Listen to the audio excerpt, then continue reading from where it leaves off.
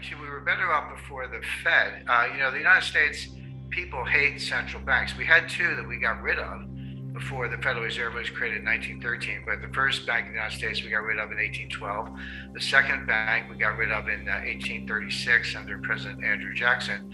From 1836 to 1913, there was no Fed, and it was the greatest period of prosperity, low inflation, invention, efficiency, almost in recorded history. So we get along fine without the Fed, and we're much better off with the gold standard, no doubt about it. And when you said economists criticize gold, I would just remind the audience of two things. Number one, economists are wrong about almost everything. So if you actually look at their track record in that sense, they seldom get things right. Certainly the Fed never gets the forecast right. I specifically refute, there's 7 or 8 persistent criticisms of gold that you hear over and over again. They're all wrong. And I just took them one by one and said, here's why it's wrong, here's why it's wrong. And so that's kind of the baseline in terms of understanding why we're better off with the gold standard.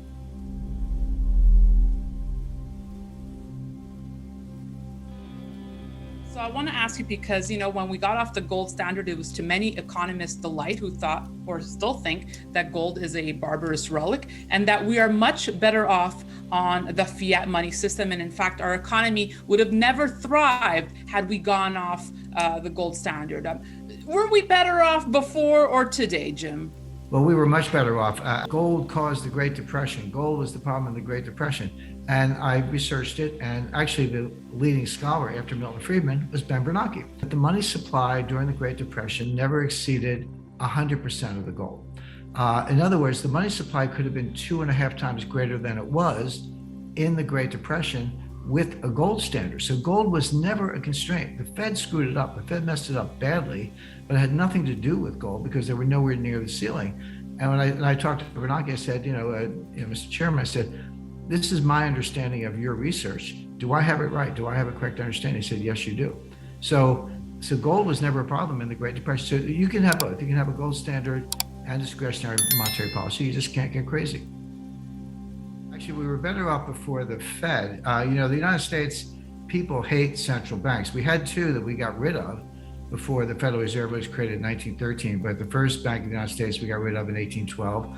The second bank we got rid of in 1836 under President Andrew Jackson. From 1836 to 1913, there was no Fed, and it was the greatest period of prosperity, low inflation, invention, efficiency, almost in recorded history. So we get along fine without the Fed, and we're much better off with the gold standard, no doubt about it. When you said economists criticize gold, I would just remind the audience of two things. Number one, economists are wrong about almost everything. So if you actually look at their track record in that sense, they seldom get things right. Certainly the Fed never gets the forecast right. People say, well, the standard criticism is wrong, but the standard criticism is, the great thing about the Fed is they can do that. They can expand the money supply and contract the money supply as needed to keep inflation under control or to grow with the economy. Well, you can have that with a gold standard. In fact, we did. From 1913 to 1971, in various ways, we had a gold standard, but we also had discretionary monetary policy. The Fed was expanding and contracting the money supply from 1913 to 1971, and we had a gold standard. So they're not incompatible at all. But it does mean that you can't go too far. So it kind of puts a lid on things. Until 1945, the law in the United States was the base money supply, M0, that's what the Fed controls, could be 2.5 times the U.S. gold hoard, the gold in our possession at the market. So taking originally $20.67 an ounce, later $35 an ounce, take the amount of gold times $35 an ounce, and whatever that number was, multiplied by 2.5, and that's how big the money supply could be. There's a lot of confusion about digital currencies, and people think of Bitcoin and all that, but the central banks are moving towards central bank digital currencies, which are not cryptocurrencies. The message traffic can be encrypted, but digital dollar is still a dollar, a digital euro is still a euro, and a digital yen is still a yen, and so forth. The central banks would still, have discretionary authority over monetary policy. It's just that you probably wouldn't have any paper money, and payments in a digital dollar, for example, could be faster and cheaper than what we have today. We all use credit cards. That's an electronic payment. But there's a merchant acquirer fee of 2.5% on, when you charge something, the merchant gets 2.5% less than what you pay because they have to pay that amount to a processor to get their money. Well, you could probably eliminate that. So it would make payment systems cheaper. We might have wallets at the Fed. We might, Jim and Daniela and the artist might have an account at the Fed. You could just intermediate the banking system. But that's not inconsistent with gold. In fact, I've written recently about how, we're going to be walking around with 400-ounce bars in our pockets and purses. No, obviously. Probably won't even have a bag or a purse of 8-gram coins, which was true prior to World War I. But why couldn't you have a digital gold-backed currency? In fact, some versions of that already exist. So all you're doing, you put the gold in a safe place outside the banking system. You have an account. You send them the money. They buy the gold. There it is. And then you use your debit card in gold. And this is the problem with gold standards. Gold standards have failed in the past, as we know.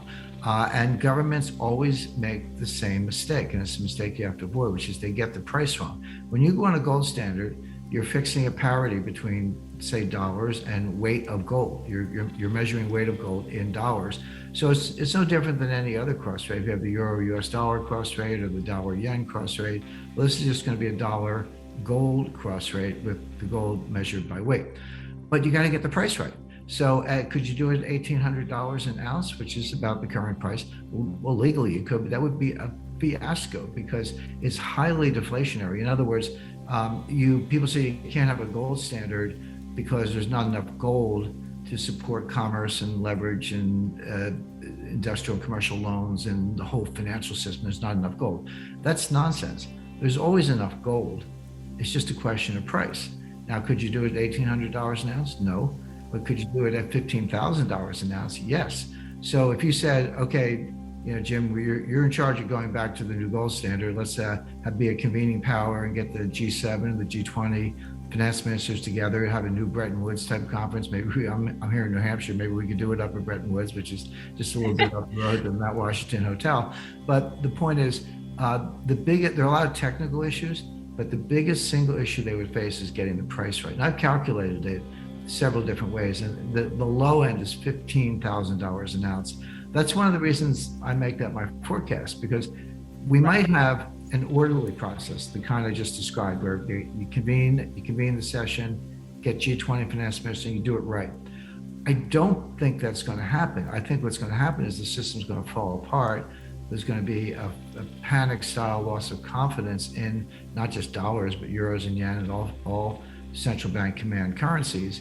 And they're going to have to do it on an emergency basis. So you're going to get there either way. But the number one question is, what's the price? The money supply during the Great Depression never exceeded 100% of the gold. And when you said economists criticize gold, I would just remind the audience of two things. Number one, economists are wrong about almost everything. So if you actually look at their track record in that sense, they seldom get things right. Certainly the Fed never gets the forecast.